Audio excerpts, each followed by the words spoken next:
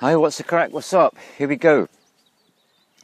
The 3 gifts that you receive when someone who you love dies. I'm dedicating this film to a friend on Facebook whose name is Sophie. She's going through this experience at the moment. And I need to give you my qualifications, but let me give you what they are. The 3 gifts that you receive when someone who you love dies. First of all, you get a massive initiation. Explain about that in a little bit detail later. Secondly, you have the opportunity to understand what is beyond the 3D everyday life mainstream. And the third one is you get what I would call lust for life. Now these don't come immediately. The process of someone you love passing into spirit, it is one of the most extraordinary things that can ever happen to you as a human being. So my qualifications are as follows. My wife died, my dad died, and my sister, who's 11 years younger than me, died. So 3 significant people in my existence let go of the physical body and they pass into spirit. So here's the first thing. In shamanism, we know that nothing is as it seems. So it seems like when somebody dies that they're gone forever. It's not true, but it seems like it. It's so compelling to believe this when this happens to you.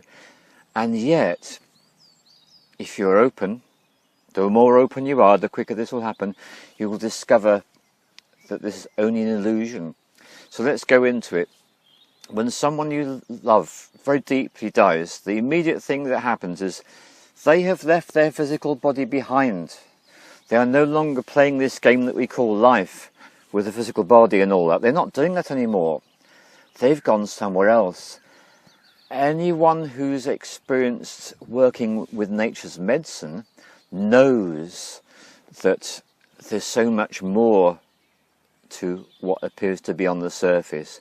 And so what us medicine journeyers know, us psychonauts, what we know is that when people leave their physical body, they go into the multidimensional space-time continuum and they become a multidimensional space-time traveler. That's actually what happens to them. There is a possibility for some miraculous experience. But we'll go into a little bit more detail about that later. But let's get down to the reality of it all. When someone that you love has just died, it's utterly devastating.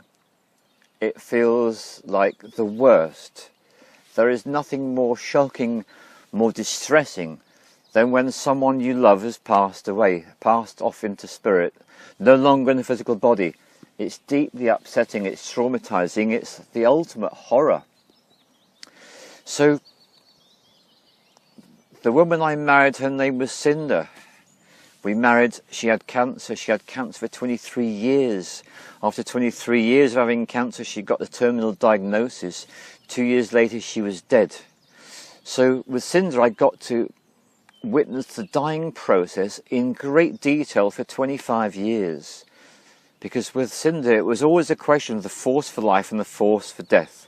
And these two were battling it out. And eventually, the force to let go of the physical body won over. I learnt so much in that time, as you can imagine. With my father, there was a period of time of about a year from when he's not right, there's something wrong, he's ill, to finally him leaving. And I sat there with my sister in the intensive care unit, watching our dad in his hospital bed, watching the readout on the monitors, and then when the nursing staff did what they did, we watched his vital signs drop, and then we watched him flatline. So I've experienced a human being flatlining. That's something you will always remember if you ever see that. When you see someone flatlining, that's it. My sister, she was fine. She was cooking in the kitchen. She was pulling patties out of the oven. Suddenly she dropped to the ground. Within 20 minutes, she was dead. So I've experienced a 25-year journey, a 12-month journey, and the third one, I wasn't even there. I was somewhere else, back that later. But this is the thing I want to draw to your attention. There's the shock, there's the horror, there's the upset, there's the anger, there's the rage that someone leaves. It can really feel like this. And here's my invitation. My invitation is feel it, feel it, feel it. Feel it as much as you can. Whatever you feel when someone passes on to spirit, feel it all. Avoid the pharmaceutical drugs. Anyone gives you a pharmaceutical drug to numb your pain or to shut off your emotional feelings, say, thank you, but no thanks. I choose to experience this. That's what I did every single time, being in the experience. So the initiation comes because something miraculous happens, which is you become aware that there's more to life than every day. 1 month after Cinder died, I was standing in the kitchen and I was watching my son and my daughter ahead of me, and they were cooking a meal for the three of us. It was 1 month after she died. As I said to anyone at the time, I don't know, my arse from my elbow, everything's just gone to blazes.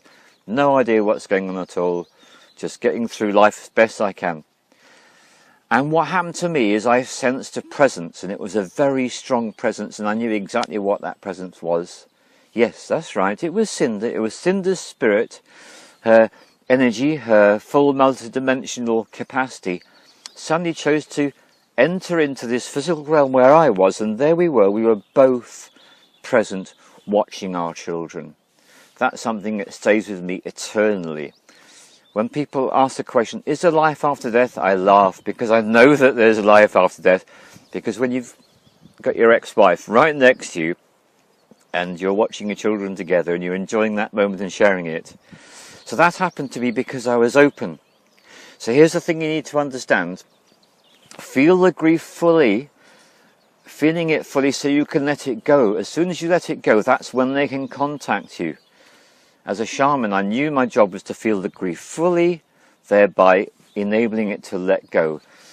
The film The Rubber Band Effect explains this in more detail. When you pull the rubber band back, when you feel the grief and you feel it and feel it and feel it, suddenly you let go and you get propelled into the realms of the mystery.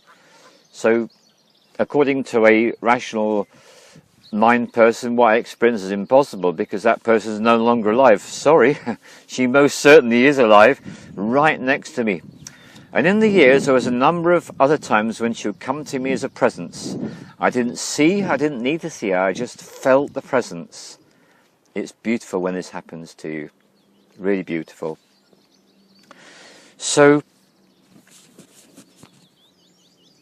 the understanding about what is beyond is so important. And here's the third thing. The lust for life. When someone passes into spirit, what happens is for a short time it feels like you're not really connected, but actually because you're feeling so very, very much, you are very much alive, but you might not necessarily realise that. I certainly didn't. I was so present to the passing into spirit of Cinder that I didn't really understand what was happening, but with hindsight I can see I was intensely alive. And so when you let go of the anger, of the frustration, the upset and all these things, that's when the lust for life returns and you start to reconnect with your full personal power.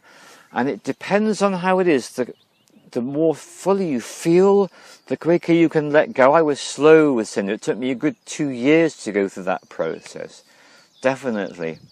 And I want to give a little bit more detail as well, because if you have an opportunity when someone is passing into spirit that you can have any chance for communion with them, whether it's a conversation or just hold the person's hand or just look into their eyes, it's very, very important, and great healing can take place in such moments. Very special. So with my sister, this is an interesting one. I was on the other side of the world when she dropped to the floor and literally dropped out of her physical body. That's what happened to her. Well, I was in America, actually. I was at the border between America and Canada, just coming through customs, just out of customs, back onto the coach to go into Vancouver, and I got a phone call from my other sister, and she told me what happened, and I went immediately into total disbelief. There is no way. this sister who supposedly just died is 11 years younger than me. That's not possible. I'm not buying it. I just went in as a total denial for a good 10 minutes. And then 10 minutes later, my guys tapped me on the shoulder. Hello, Keith, remember, shaman, that's what you are, right? Shaman, okay, tune in. I tuned in. And to tune in, I just literally tapped my fingers like this. I just started to lengthen my breath and breathe, deepen the breathing. And within seconds, I felt the presence of my sister. This was a different one. She actually, in her energetic body, surrounded me with her energetic arms, so to speak, and I felt enfolded in the most wonderful hug. And she told me how much she loved me, which is something she did throughout her life as a physical human being. And the way that she expressed herself, it was words, but it was not words. It was telepathic. I understood what she was saying. I didn't see anything, but I really felt something so strong. And the message was, you're loved. You've always been loved by me, and you know that. And the specifics of the message was, I can do more to help the family heal by leaving than I can by staying. And that's what she had to say to me. And over the years, she came back a couple more times, at appropriate times in my life, feeling that presence of my sister. My father, this didn't happen, and I understood why. His journey was different. He spent a long time preparing for death before he actually died, and it was very, very clear that when he was off, baby, right out into the multidimensional universe. He wouldn't be coming back to this planet again, and that was totally cool with us, because we knew that was his choice. So when they pass into spirit, they may give you comfort, they may connect with you if that's their choice. If not, then they'll be elsewhere. But here's the important thing to remember. Feel all the feelings as fully as you can so you can let go of the feelings. What you don't want to do is to remain in a state of attachment to grief. That doesn't help you, and it doesn't help them. You can imagine how distressing it is for them to see someone who's survived them, who's in a state of maudlin introspection and long-term depression. That's very upsetting for them. So respect yourself and respect them by feeling it fully and moving on. And moving on to lust for life. And that is the final gift. So it's initiation, it's understanding what's beyond the 3D, and it's reconnecting you with your lust for life. That is the gift that you receive when someone you love passes into spirit. And here's the other thing to remember. Now, in the Western society, this is a bit of a strange idea. In most parts of the world, what I'm going to say is completely obvious, and they all know it. They all know it perfectly well. When someone is left behind their physical body, you can carry on talking to them. You can speak to them as much as you like. That is totally fine. And if it's their choice to interact with you, they will. And if it's their choice not to, they won't. That's fine. But the point is, you can communicate with them. And in some cultures, they have like a shrine where you put something that belongs to that person on the shrine, so that's your ancestral shrine, and every time you look at that little jug, it reminds you of your mother, your father. These things can be done. These are practices we can make use of if we like. But the most important thing is to realize something really cool is happening in your life. Just speak to that partner of yours, or that parent of yours, or that sibling of yours. Speak to them like they're there, because you will feel good when you do that. And you will remind yourself that this is all an illusion anyway. Nothing is as it seems. Nothing is as it seems. I love my sister, I love Cinder, I love my father, and they love me. And that is incontrovertible. That's actually how it is. It doesn't matter what anyone thinks about that. That's how it is, because it's all about the love. And that's what it's all about. Always all about the love. Cheers.